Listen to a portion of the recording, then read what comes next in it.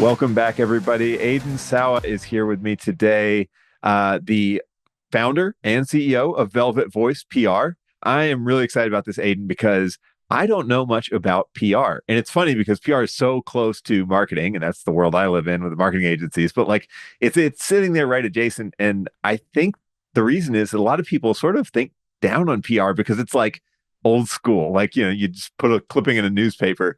Anyway, let's get into that in a minute. But I want to hear a little more about you. Aidan, welcome to the show. Give us a quick intro to VelvetVoice and what you do. Sure. So I essentially run a PR firm, and like what we do is we position people online to be seen as like industry leading authorities. And that could be through a number of different ways, either through magazines, through TV, could be through radio, speaking engagements, events. It's a lot more than just getting into a magazine. So it's all about being seen as an authority, and that depends from industry to industry. So typically a client of yours is like an entrepreneur or a C-level leader, right? A small company, something like that. Well, it depends. It's not just entrepreneurs we work with. We also work with influencers and stuff because there's certain Okay. influencers who want to be positioned just by their audience to be seen as an authority. I've also noticed that when influencers post on their social media that, hey, I just got featured XYZ publications, their audience goes crazy. And that allows them to be able to buy a bunch of stuff from them. So Oh, that's a good there's idea. different Yeah. ways which can be used.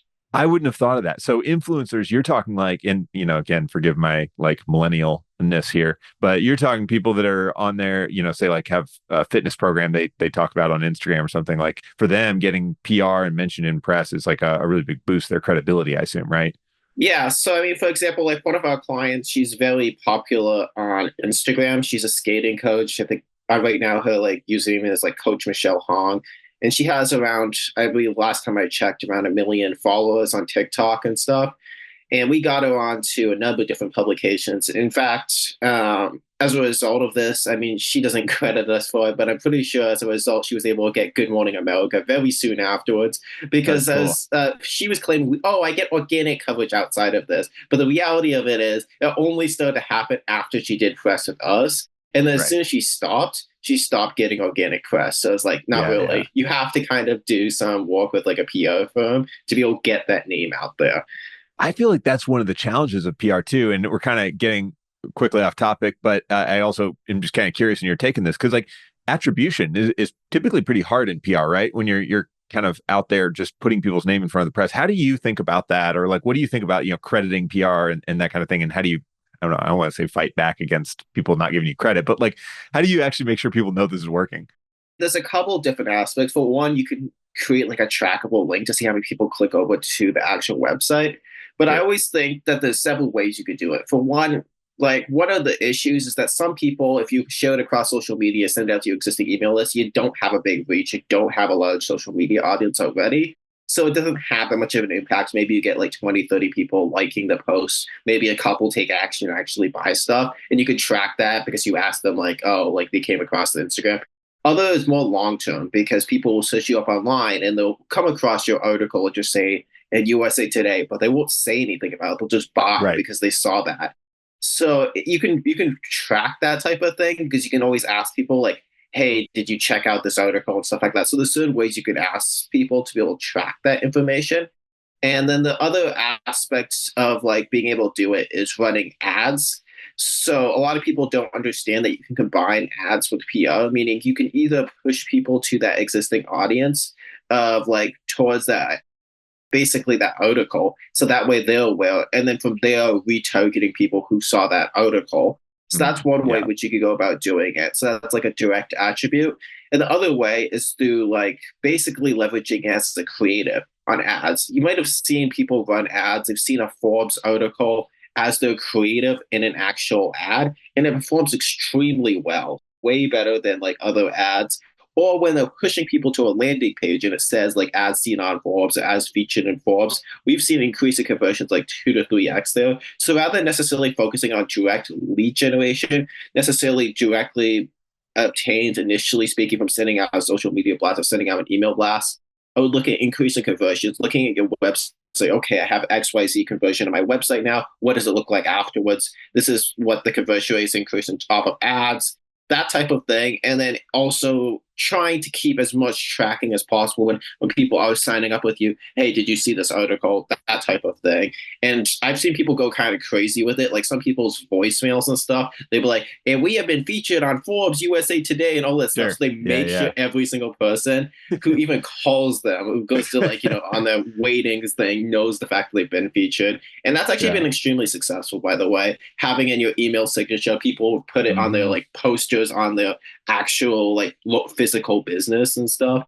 So Yeah. all those different ways. So if people are concerned like, oh, how do I know my existing audience will see? The answer is you make sure they see it. Anywhere they are, you make sure that they have seen that. You post quotes on a regular basis across social media, as I said in XYZ article. So that's how you do it. You don't just hope and pray, oh, maybe they'll search up this thing and maybe they'll see the article. No, you absolutely make sure that they see it. And as a result, you can see the increase in close ratio. We've seen people exit for larger amounts and stuff like that. Another Hmm. aspect which a lot of people forget about is investors. So if you're looking to be able to either get investors and or like to sell your company, investors always look at that. One of the key Hmm. things is when I talk to like a lot of VCs, private equity type of people, they always say like if I see PR, that puts you in that top 1%. And that's coming from the VC's mouth. So that's one way you can actually track it is that it's a lot easier to sell a company if you have PR. And oftentimes you can sell it for more money because they're like, oh, they actually have a real brand behind them. Yeah, it adds credibility. You see this all. My background was in venture funded startups, and that's like the basically the formula for your VC funded startup is you've got to have at the top of the landing page, like click to learn more, and then right below that is the logos of either who you work with or where you've been featured, right, in press. Exactly. And it's like every single site is built on that same template, and there's a reason for it. It's like it adds credibility to your point. I think it means a lot when you're a startup and TechCrunch covers you or CNN covers you or whatever, and that's just yeah, it helps not only you're right with the customer trust, but also the venture capital trust. And honestly, a lot of those companies are spending as much time on acquiring investors as they are customers, depending on where they're at in their funding cycle. So Yeah. makes sense. Yeah.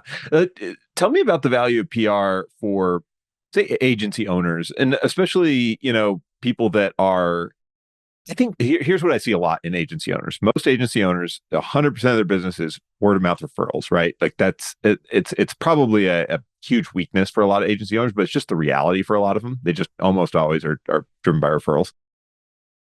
Maybe PR fits into that, or maybe it doesn't. But like, what do you say to agency owners who are thinking about PR and starting to talk to you? Like, what are some of the advantages we can kind of specifically highlight for them? I mean, I would always say anyone who's relying on referrals is relying on unreliable form of business, meaning you never know when that referral is going to come. Like, sure, you can be a little bit aggressive about it and say, like, hey, we'll give you XYZ incentive and also give this incentive to someone else if they refer you over. But at the end of the day, it's a little bit uncontrolled and stuff. So anyone who's in just a pure referral base, I would probably make that change and start to implement like cold outreach, such as Instagram, LinkedIn, or whatever, and add that outreach. So that's what I would say to that type of individual, but also PR is still valuable because just because someone's a referral does not mean it's like a guaranteed close. And people will still search you up on Google and still. I would actually say people who have a very strong referral base have actually turned out to be very strong clients of ours because they share that with their existing social media audience. They got excited. They thought of people who that they could actually refer them over, and that led to direct business. So that's one of the aspects of PR is being able to send it out to your social media, send it out to your existing email list. But I would definitely long term, I've noticed that pretty much every single agency, which is scaled to, I don't know, 7 or 8 figures, is leveraging ads to some extent. I don't really know any agency which is at like 8 figures and stuff like that in the like most ad agencies. I mean, there are exceptions, which are 100% referral based. It's just really hard. It is hard. Yeah, I totally agree with you. And I think that's one of my first words of caution or advice to people who are, just 100% referral based is try to build another channel that can replicate a little bit, even if, it's not perfect. But I do like your point there about PR helps facilitate those referrals, even if that is still going to be your primary like form of lead gen. Just thinking about it like in practical terms, when we get mentioned in one of my companies get mentioned in press, I'm going to post about that on LinkedIn probably a couple times over the course of a few months. And that's going Sure. to like generate a ton of likes and people saying, hey, congratulations. And it keeps us top of mind, if nothing else, which is really how you get referrals, just staying in people's sort of memory. So I like that a lot. Now, one of the things that you have on your website that I want to dig into a bit here on PR is that there's sort of traditional PR, and then there's what you call sales enabled PR. Tell me more about that. What does that mean?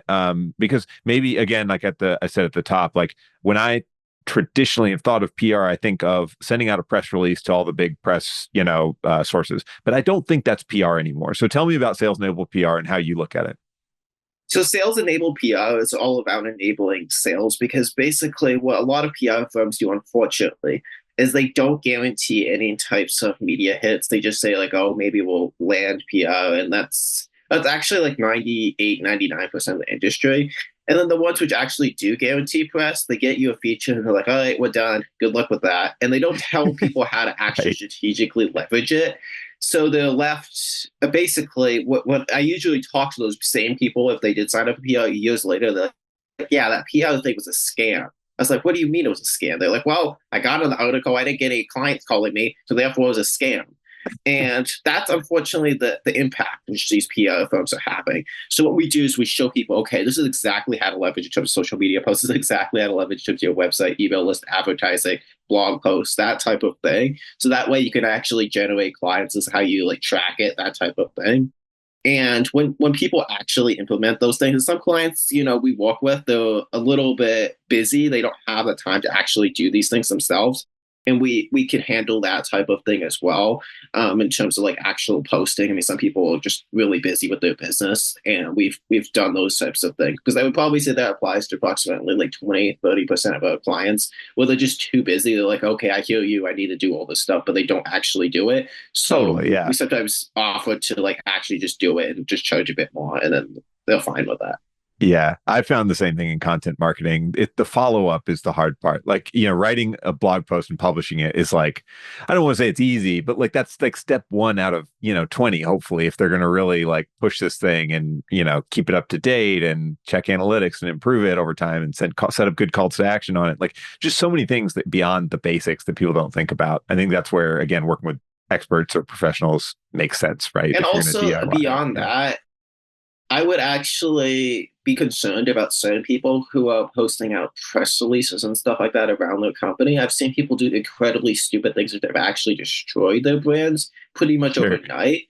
Like one Yeah. of our former clients, he thought he was really smart. He was like, oh, I discovered this thing called a press release. And I was like, oh no. And then he's just started pushing out press releases every single day. I'm not even kidding. Like every single Oh day, no. he was pushing out a press release. Oh, today we got hacked.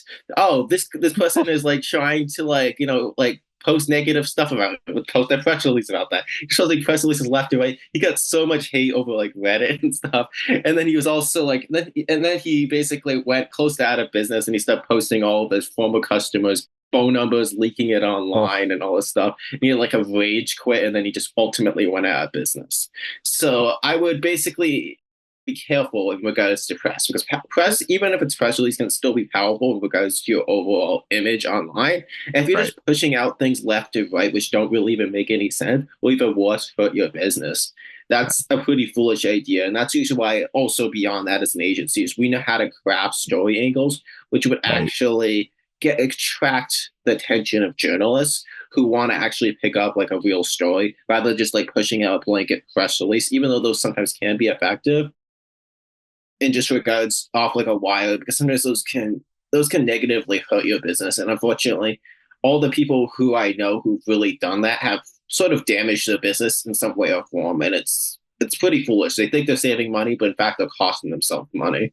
I don't understand how anybody thinks like to market myself, I just need to slam everybody around me with my like, what I'm doing that's so great over and over again. Cause like nobody gives a shit about what you're doing. Like they want to hear how you're going to make their life better. Right. That's like the whole, to me, that's like, I don't know, feels so 101. But again, I see this kind of thing all the time. So I know you're right, Aiden. It's just so annoying.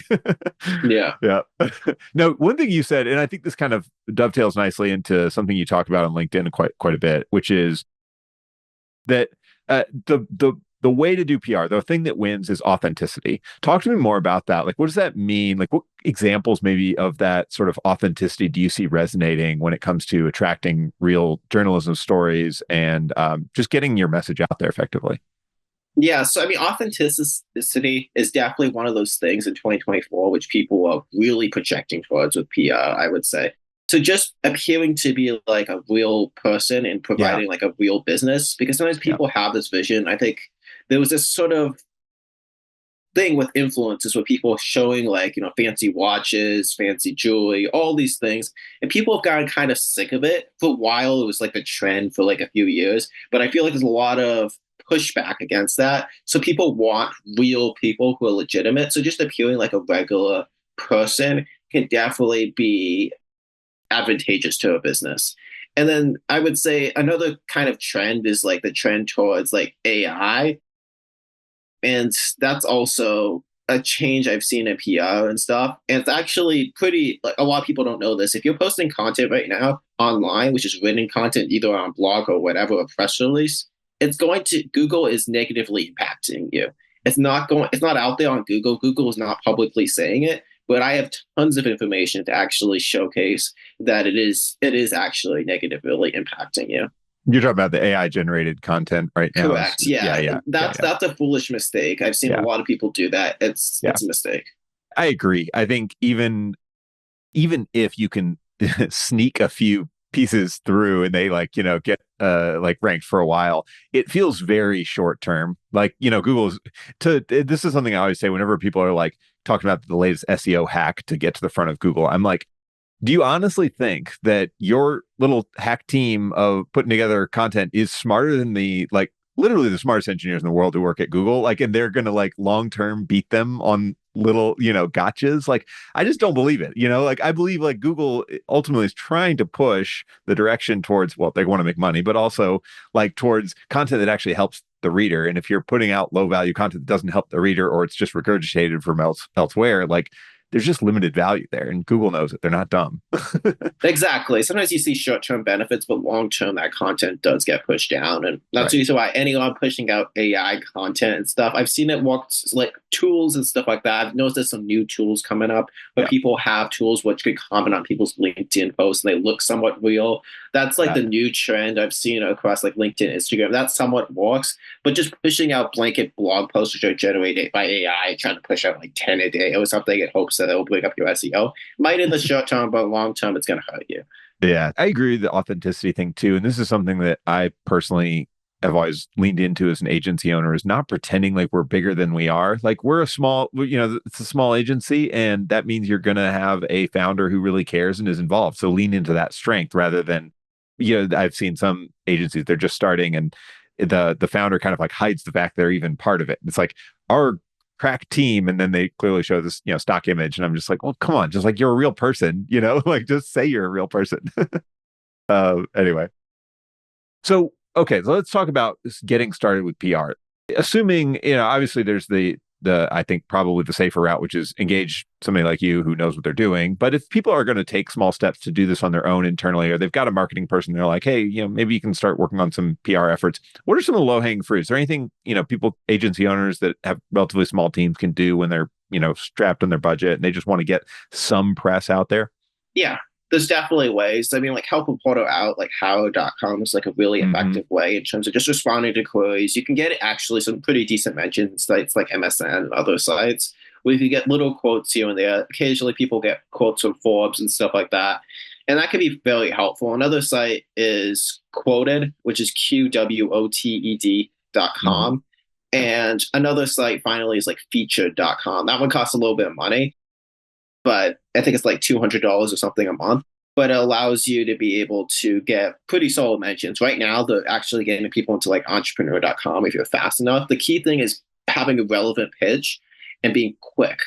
And essentially, you need to basically be awake at those specific times of the day or whatever when they send out these queries. And that could be a bit time consuming, but certainly a way I've seen a lot of people gain some initial coverage around their brand. Only kind of downside behind these types of things is they don't tend to rank really well on the company name because they were mentioned within an article, but it does allow you to say as seen on your website, and it helps you kind of start to get out there. Totally. Yeah, I've also seen people have success early on with like local business reporters Yeah. and things. If you live in a small market or small to mid-sized market and like you start a new business and there's some interesting angle or innovation there, that's something you can pitch. We have in Chicago, I live in Chicago, so a relatively big market, but we have specific publications that are like Chicago startup focused. So if you're launching a startup here, you could certainly reach out to them, and those are likely to mention you because that's their whole focus. They only have so many companies to draw from. So there's Yeah. probably some little ones like that too that locals can kind of lean into. But yeah, that makes sense. I love HARO. That's something I used to do, and it gets harder and harder to devote time to, when Yeah. the company actually gets bigger, but it certainly does work as far as like you can get people quoting you and mentioning you. Yeah, and it does help in terms of link value. If someone actually Yeah. took the effort and continuously put it every single day, their website traffic would greatly increase over like a decent period of time. Yeah. So Aidan, why did you start this business? Like what was the problem you saw or the I don't know, the sort of thing you kept hearing from customers that made you kind of want to go this direction?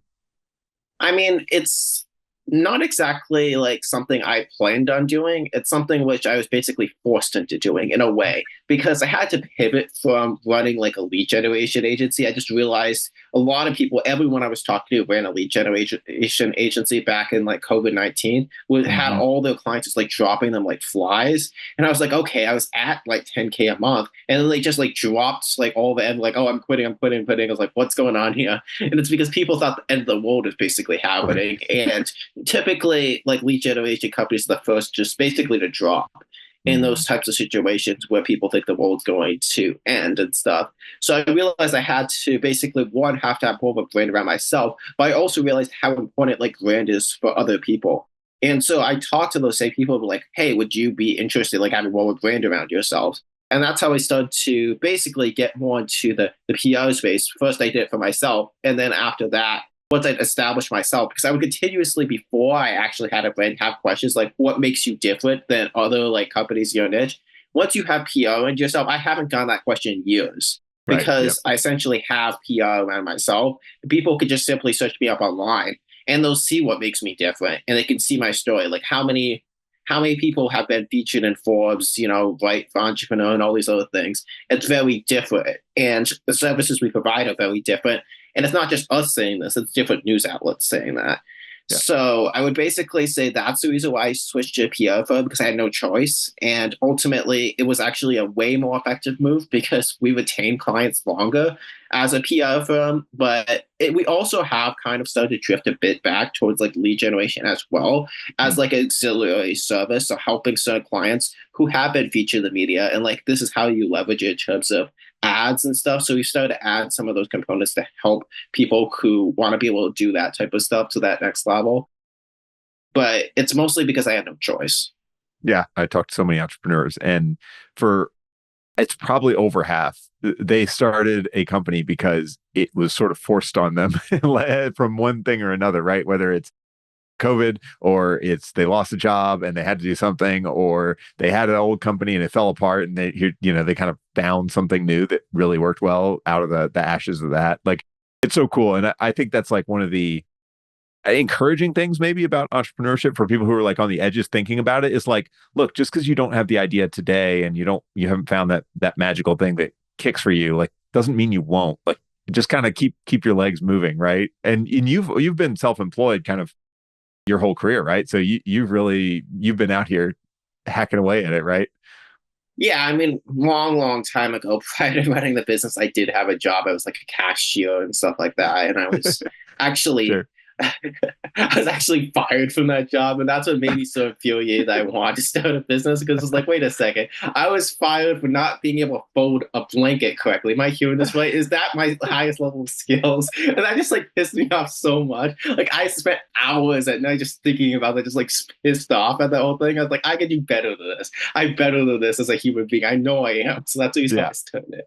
I was just telling my friend about this. My one of my first jobs that really drove me to like never go get a real job was working at a grocery store where in the morning I'd come in and they'd tell me to push all the cans to the back so they could do inventory and count. And then in the afternoon they'd say, okay, well, we counted, pull all the cans to the front so it looks full for customers. So all day you just walk down the aisle, push the cans back, then you pull the cans to the front. And I was like, this is the most fucking pointless thing I've ever had to do in my life. And I never want to have to do this for a living, Yeah, that's a good incentive. Those of us who are entrepreneurs are always a little hard to have regular jobs. Aidan, let's let's get into the agency. So you've grown pretty quickly, actually. We don't want to talk, necessarily like top line numbers, but you've got a team around you. You've got, a lot of clients you've worked with. Tell me a little bit about where you find customers. Like, what's been working for you? We kind of talked about how like referrals. We don't want referrals as our only source. So I assume you're doing more than just referrals. But tell me about it. I get a lot of clients with cold email. I mean, Hmm. within my circle, people tend to regard me as like almost like a master of cold email to an extent because I send like 50 to 100,000 Right. Well, emails you're a doing it for day. clients too. So like I do, yeah. you really figure it out. Yeah. Yeah, I do it for clients as well. And I send like around like 50, 100,000 emails a day. And um, let's just say it makes an impact. I think I saw someone on Twitter posting about one of the emails I sent earlier today. And yeah, I know how to get emails opened, responded back to, and it does, I would say, get a lot of interest. It also pisses a lot of people off. But yeah, it's extremely effective. I've also done some paid ads and stuff like that. For me personally, I prefer not paying as much money per lead. So I really like to basically leverage cold email because that's been my expertise. I've been obsessed with it. Like I've read Mhm. all of the forums, like even going to like the dark web and reading forums for cold email and stuff like that, and studying what hackers do and stuff like that, Yep. watching Yeah. movies in regards to like I went crazy in terms of that. So I've like been obsessed with reading all of like those black hat forums and like all these different crazy things in regards to cold email. So that's how I've been able to adapt because most people, you'll see people on Twitter and other platforms talking about how cold email is dead, it doesn't Right. work, and all this stuff. And those are the people who have failed to adapt because Mm. anything in marketing, and this applies if you run Facebook ads, you run Instagram ads, anything, you got to adapt. That's one of the Yeah. biggest things. Yeah. And cold email is no different. So you got to adapt in regards to your outreach. When I initially started my business, I was actually doing pure LinkedIn lead generation. That still works. LinkedIn, like basically messaging, that still does Yeah. work, even though it's somewhat annoying. It does actually still work in terms of actually generating business. And another aspect is Instagram DMs. So for someone who doesn't necessarily have like, the money to spend on cold email, whatever, Instagram DMs still do work. They don't work as well as they used to. Like 3 years ago, Mhm. Instagram DMs used to like probably get like 3x the response rates they do right now. But you still, if I notice, you get around a 10% response rate, which is actually, and of those 10%, almost all of them are interested. So if you Wow. just commit the time sending out 80, 100 DMs a day, then you can generate people who are actually interested. It's a little bit less because I mean, I'm thinking for like lead generation, it'd be like a little bit less, but you could certainly, you have to come up with creative aspects. I've noticed, for example, if you try to generate leads for like an agency around ads, let's just say it's Google ads, I've noticed TikTok ads are extremely trending or like optimizing your TikTok content creation. So initially pulling people in with like something TikTok, and then they're like, okay, Mhm. we can potentially do TikTok ads and some of that stuff down the line, but I think you should probably focus on Google ads first. But you've already pulled them in at that point in time and they're in your circle. So you got to be creative because just sending out blanketed message over Instagram, say like, hey, we can run your Google ads or whatever, that's not going to work in Yeah. 2024, but it will work if you kind of pull someone in with something, let's just say creative and like popular at this time, such as TikTok. TikTok just works in terms of getting responses. Yeah. You mentioned cold email. I remember I've been in marketing for 10, 15 years now. And, some of the first things I did early on coming out of college were like these cold email campaigns. And there were all sorts of tricks we had back then. I'm sure none of them work anymore. But, that's like, you're right. It's totally evolved. How much do you have to, I'm just kind of curious because I don't do a ton of it now. How much do you have to spend to run cold email at scale now? You mentioned like people don't have the budget. Like, what are the costs involved there that, like realistically, I want to send, 100,000 emails like that? I don't spend a lot of money on emails just because I know how to really cut down costs a Yeah. lot. Yeah. But for most people, like to send like 100,000 emails a day, if you just kind of break it down by costs, like a Google Workspace account, right? Hmm. That would typically cost you like $6 a month per email account. Each email account could send around 50 emails per email account. Yep. And you could basically just say like, okay, 1,000, you need like 20 of them. So 20 times six, $120. And then you could basically, so 120 times like 100. And that's like, I think it's like around $12,000 Right. Yeah. Yeah. a month. We're getting And into that, math and, I can't do in my head. yeah. But yeah. And not just the Google Workspace Right. emails. And then that doesn't even include sending software. So there's Yeah. different sending software out there, such as Instantly, Smartly, etc., which you could actually use for sending software to be able to send out that many emails. They would probably charge you, I think it's around like $1,200, $1,300 a month on top Yeah. of that. So you'd be spending $2,500 a month, and you're not even done with costs yet. You still have to clean those emails. So like those emails which you're getting, you have to like be able to scrape data. So data is a cost. That's additional cost. Maybe it's like probably additional like 1,500, so you're up to like $4,000 already at that point. Then you got to clean the actual data. I would say that adds like another like $500 or so. So you're up to like 4,500, $5,000 at least per month. And that's like the cost. And then on Yeah. top of that, I usually have to, like, if you're sending that many emails, you need to have like assistants actually removing people who are not interested and stuff like Yeah. that, adding them to a block list, because you have to unsubscribe people legally. Yeah. So I have like assistants who, one, respond back to people very quickly, and Yeah. two, add people to like a block list. And so that's like an additional cost. I typically just recommend, just like, it's such a simple task. There's people for like Philippines or like some other country where Yeah. it's Yeah. very cheap, but still like additional, like, I don't know, 300 or something dollars. So you're up to like 4,800 or so a month. So that's basically the typical cost in order to be able to send a lot of volume at scale. The issue which I would say with those types of needs is that, unfortunately, it does, I guess, there's also additional costs. The additional cost is that you actually have to set up these emails, and you have to pay like virtual Right. assistants to actually set up all of these Google Workspace. And now there's Yeah. all this like stuff, like you have to have two-factor authentication set up, all these things. You have a secret password, which you Yeah. then have to enter and all stuff. And then you have to like have domain authentication, like SPF, DKIT, debug, URL Yeah. redirect records, a lot of different moving parts. And so I would probably say, if you knew how to do all that, that would still take you at least 2-3 weeks to be able to set up. So you Yeah. have to add that in as like a one-time fee. So there's a bunch of different things. And unfortunately, Google Workspace emails, they never last forever, at least not anymore. So typically they last, I would say, anywhere from 2 to 3 months on average. So then you're going to have to do that entire process again after 2 to 3 months. So that's an additional cost. We got to have to pay the virtual assistants. And on top of that, you have like a warm-up period. So you have to Yeah. actually warm up these emails for at least 2 weeks before you could actually even start sending emails, which will actually hit the inbox. So that's an additional cost in terms of like, you have to like with time without leads. So there's a lot of different costs involved. So if most agency owners would look at this and be like 5,000 plus a month, I can't even consider Right. that. And I Right. completely Right. get that. And you don't have to send out 100,000 emails a day. I'm just giving this as an example. I would say like 10,000 emails a day is actually what I would recommend to most people, just because it allows you to start to get out there. And some people might look at me and they're like, 10,000 emails a day, that's still insane. Like, I couldn't imagine sending that many emails. But unfortunately, in 2024, that's what you need to do to actually Mm. get results. 1,000 emails a day used to cut it. I would say there's been a thing where cold email is basically starts, it becomes less effective every single year. And I Mm. would say it's around, I would say, comparing back to like 2020, which I initially started, it's at least 3x as difficult to get a positive response as it was back then.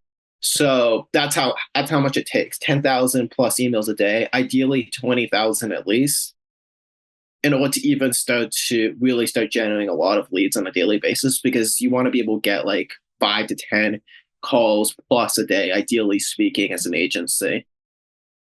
And then, that's a couple closes a day. That's awesome. Thanks for walking through that. I think that's really good perspective for people to think about, like all the little things you have to stay on top of. Is right. It's not just a one-time setup. Like if you're going to do this at scale, you're going to kind of be burning through essentially these emails every so often. You got to think about who's going to manage all that and keep that running. That's a really good overview, Aidan. Um, cool. So let's talk a little bit about the service itself and what you guys do. Obviously, there's a lot of emails involved in it. I'm curious, just because I always ask agency owners this: how much of this day to day do you have to run yourself versus you've got assistants and people helping you? And are you still involved in like some of the sales and closing for new clients? How much of that do you do versus you've got a team working on? I mostly just have sales reps who close the actual deals. I mean, Hmm. occasionally speaking, I've noticed it's valuable for me to appear on some sales calls, because Yeah. I just motivate the overall sales team. So that helps. It almost comes back to authenticity, that I'm not like beyond it or in some way or form. Like, I don't consider Right. myself superior to them or in any way or form. and I can actually appear on sales calls. And like when I'm telling them stuff, it's not just me just bulking out orders for the sake of bulking out orders and stuff like that. I actually stand by what I believe. This stuff actually works. So see me close a deal, because I mean, I've gotten silly pushback in the past, but I did do that. People are like, well, you don't even take sales calls anymore, so how do you even know this works? Yep, That type yep, of thing. yep. So having like actual recorded sales calls, like recent calls, which you just took and stuff like that. And for some of the really big deals, I do take those sales calls. So if a client is like $1 billion company, you best believe I'm gonna be on that call. I'm gonna make sure, Right. because I've noticed that like with larger companies, they need that respect of like someone high level actually speaking to them. They don't necessarily just want to talk to someone like on the bottom of like the company. They want to know like the CEOs there to at least like speak to them. One of the things I noticed there too in those big companies is they often bring like four people to the call. And I feel like Correct. if it's 1 to 4, it's kind of like a almost like unfair ratio where it's like one sales guy to four, people. You're like, man, this is like it's getting, I don't know, really going through the fire. But you get 2 or 3 people on the call, I'll just loop in, 2 or 3 other team members that are going to be involved in onboarding or something, just to like make it feel like we've got a whole team too. And you're not just, 4 to 1. There's something about that, the optics there, that we care about this enough to bring in more than just the one person. And then you're right, like the executive presence there can also be helpful. Closing those big companies is a whole nother beast, though. Not my Yeah, favorite it's a thing whole to do. nother beast. You're looking at 6 to 12 month sales Right. cycles and stuff like that. Right. But the good Yeah. news is, unlike if you're signing up small businesses, once they finally do sign up, they do tend to stick around for like a long, Yeah. long time, Yeah. because they're kind of like giants. Even if they wanted to quit, you'd have to get on like board meetings and all this crap to even decide all that stuff. Right. Unlike as a small business, they're like, okay, I'm just going to cancel this. It's not like as Yeah. simple as that. So once they actually do commit, there's a reason why they have such long sales cycles, because when they do commit, it's like a 6 to 12 month commitment at the very least, where they Right. want to basically just sit it and let it just wait and see what happens type of scenario. Yeah, totally. I wanted to ask about this because you mentioned this on another podcast that I listened to before we were talking. You mentioned getting like a chargeback from an early customer. Tell me that story. I don't think you guys went into too much of the detail, and I don't know how much you can share. Obviously, don't nothing confidential. But a lot of people, like, to be honest, a lot of people probably don't even know what a chargeback is. So I'm curious to hear like how that happened and how you found out about it, and then what did you learn from that whole process? Yeah, so early on, I actually encountered that word a lot in terms of like the first, it was actually my second or third customer who signed up with me. He wanted to basically do dispute. And the way I did things at that time was I was doing a combination of ad spend Mm-hmm. plus like actual pay to me. So I would just combine that as a Mm-hmm. single cost. And he was saying like, hey, I just want to charge back on that. And that would basically bankrupt me and stuff like that. So I explained to him, hey, that's not going to work. I said, if you dispute this, you basically tried to damage someone like in your own area. Like I've actually met with that guy in person. He was all Oh, about charity and helping people out. I'm like, are you seriously trying to push someone into bankruptcy? Is that what you stand for? And so I essentially called the guy like I think like 20 plus times. I called him like 10 times a day. Basically just trying to convince him. He still wasn't convinced. So the way I got around it was I was thinking, okay, so let me leave from his perspective. He wants money. As a business owner, we all want money. So how can I help make him money? And so right. when people are in desperate situations, they come with creative ideas. And I was thinking, well, I'm very good at like voicemail jobs. And for people who don't know what voicemail jobs are, it's just like sending out a lot of voicemails all at once. It's very, very effective tactic for realtors. So it's like, why don't we send out voicemail jobs to every single person who has ever been a client of yours or a prospect of yours? His list was like 5,000, 6,000 people. So we did voicemail jobs. We also did texts and emails out to his entire list. He pretty much instantaneously, within a day or two, got a ton of clients. And like basically it was like, oh, so I'll be making like 20, 30,000. Now it seems kind of petty that I want to do a chargeback for like 1,500 or whatever it Right. was. And Yeah. so he basically said, oh, I'm so happy now, and like blah, blah. So I was able to get past that type of thing. But that did freak me out. Like I did literally think I was going to go Oh yeah. bankrupt. And then beyond that, what I also learned later with regards to chargebacks is like, because I had people actually do chargebacks out of line. Like one client, we delivered the actual service and then he did chargeback for $10,000 the very next day. And I have costs. So like in regards to like paying Yeah. people do stuff. So like that hurt in terms of like actual costs. And I mean, I basically made the lesson learned that if you're ever taking a transaction which is over $5,000, I do not take that over a credit card ever since that Yeah. incident. It's just way too risky. You don't see big companies ever doing that. There's a reason for it. Yep. There's a reason Yep. why they take wires. So for those people Yep. who see on Instagram or whatever, people taking like, credit card things for like $100,000 or $50,000, I just look at those people and I'm like, you're stupid. You shouldn't be doing Yeah. that. That's way too high of a risk. A big company would never ever do that. Yeah, I did not know that when I started either. It's funny you mentioned all this because, like, and I didn't get any chargebacks. But what I realized, my accountant came to me one year and it's like, you paid like $35,000 in credit card like fees for your clients. I wasn't even charging the 3% to them. I was just eating it, and I was like, oh, that was dumb. Like, why are we doing that? Like, they don't care to wire it. Like it wasn't. It honestly was not a barrier. It was just I had set up the billing, and it was like an option was credit card, and you were allowed to put in your credit card. And I thought, oh, that's great. We'll have their credit card on file, and that's true. But the flip side is you're going to pay big fees, and there's a possibility they can do a chargeback. And that's a whole, again, these disputes can be very messy and hard to pull back. Yeah. And Yeah, unfortunately, in the digital marketing space, it's pretty much impossible from my experience to actually win a chargeback, even when you do yeah, deliver on the service, that unfortunately. sucks. Yeah. I've noticed that you only win a chargeback like 15% of the time because these different credit card processors have almost like a prejudice against digital marketing types of services. So Mm. you basically there's several ways to actually prevent a chargeback. The first, which I've started to implement, is having in your actual contracts that you have a no refund policy. If you have that, plus having that on your website, you will actually the chargeback win ratio will go up to like 70%. Those are very large increase and stuff like that. So that's what I include in all my contracts. Then we have like a no refund policy. If you don't, then they can make the argument that like, oh, we changed our mind of refund and stuff like that.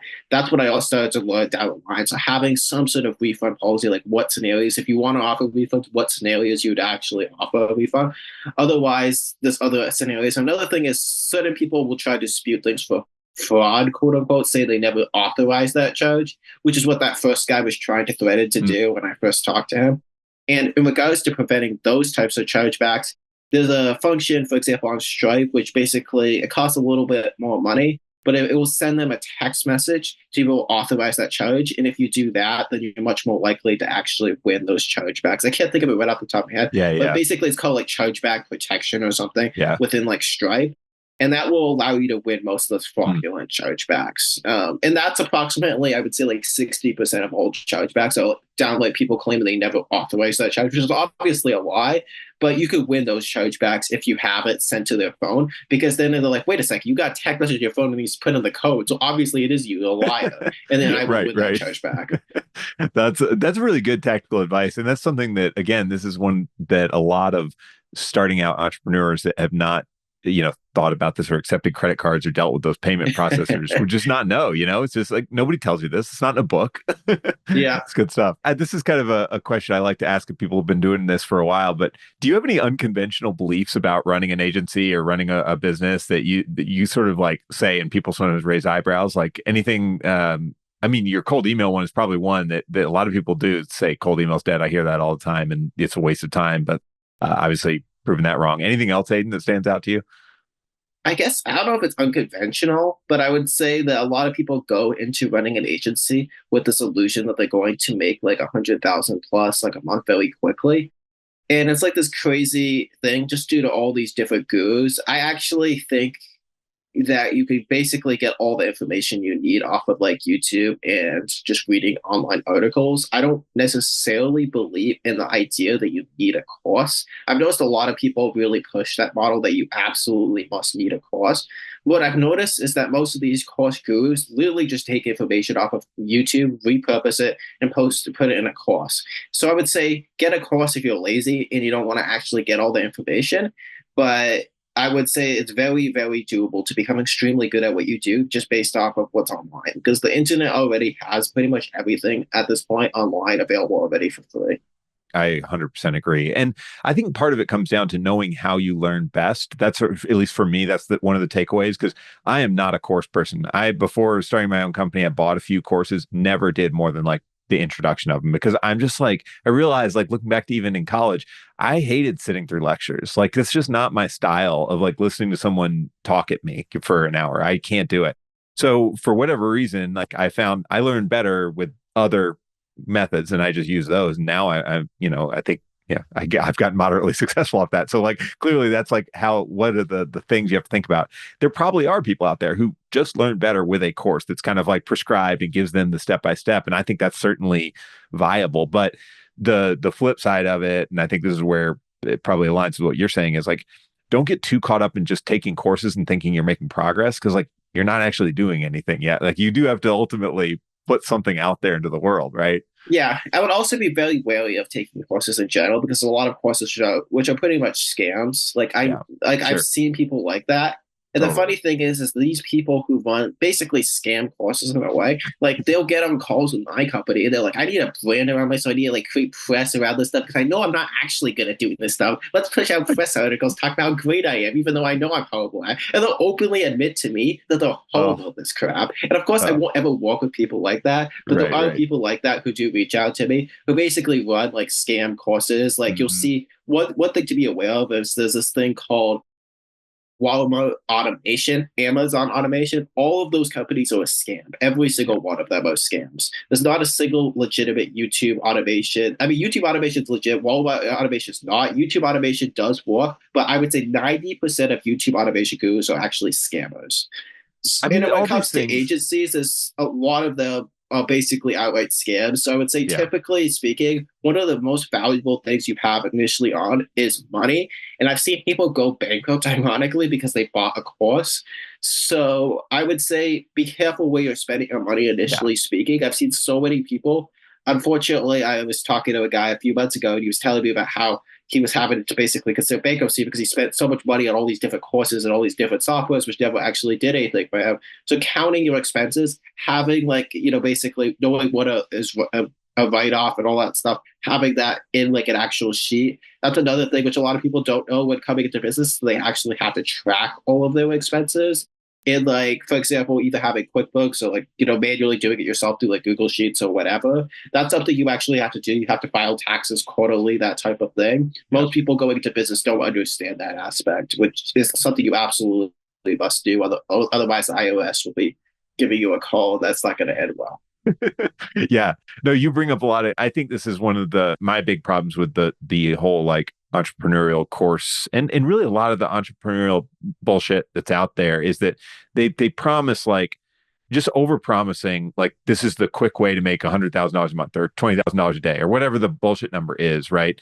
And it's like nothing look, anything there's it's certainly possible to build an agency that makes you $100,000 a month, and it might take you 6 months if you're really good and you get lucky, right? Like maybe like that happens to people occasionally, but ultimately, like all entrepreneurship is just a lot of like hard work and it's learning new things constantly. It's like adapting to the changes that happen around the market. Like you're talking about in your story, like you kind of got sucked into this PR thing. It was like the way you had to go.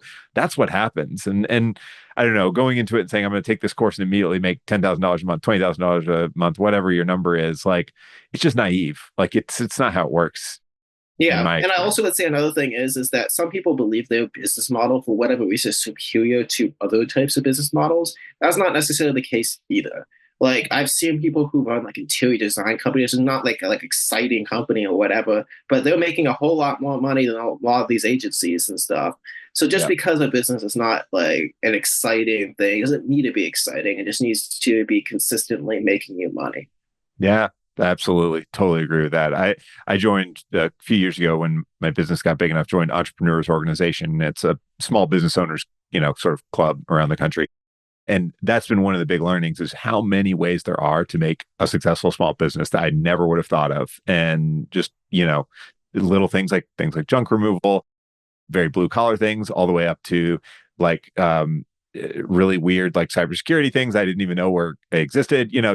Just the whole gamut. And it's really cool because it's encouraging in a way that the reality is just get out there and start learning about markets and where customers need things and what they're willing to pay for, and you can make a business out of anything. But yeah, totally with you on the whole like this is the one way to do things. It's like just too close minded. It's not real. Yeah, Yeah. but also dialing down on like if you get something good, like really Yeah. dialing down and making that much better. Because Yeah. I notice a lot of people, they get good at something and then they suddenly pivot and they'll begin with this Yeah. next thing. And then they keep doing that. And I talk to the guy like 4 years later, I'm like, what are you at revenue? Oh, the same amount, which I was like 4 years ago. And I was like, well, maybe Yeah. that's because you just keep pivoting from shiny object to shiny object to shiny object. And therefore you're not getting anything. You don't have true expertise in anything. You're just a jack of all trades. Yeah, that focus is really hard for some people. And I agree totally. You shoot yourself in the foot when you're changing your business model or what you're focused on, or you're trying to like start too many companies or whatever it is. You see that a Yeah, lot. a lot of people try to start like two or even three companies at the same time, and that's just fool's play. Like if you're not good at Yeah, business, you don't already have like a business which is already cash flowing. It's an absolutely insane idea to start three companies or two companies at the totally. same time. Yeah, agreed. We've been talking shit on courses, but I'll pivot a bit to over to books, which I do tend to like. So, I think there's a range of business books. Some of them are helpful to me. Some I think are just should have been a blog post. Do you have any books that you go back to that like have helped shape you as an entrepreneur, that like inspired you or sort of got you where you are? I mean, when it comes to actual books, I just love biographies. I love reading biographies of people like Warren Buffett and Bill Gates. Hmm. I've read pretty much every single biography in regards to Warren Buffett, and you'd be like, that's kind of strange. He's in the financial field. Yes, but at the same time, you understand what types of like mistakes, what types of people they had to get connected with and stuff like that. And it's also a little bit inspirational reading those stories. I have Totally. Yeah. I've definitely loved reading about that. I mean, I also Tony Robbins actually is pretty good for like mindset and stuff. So I've learned a lot from him. I've noticed there's certain people who dislike him and stuff like that. I've noticed I've learned some mindset stuff, which has actually been helpful off of that type of stuff.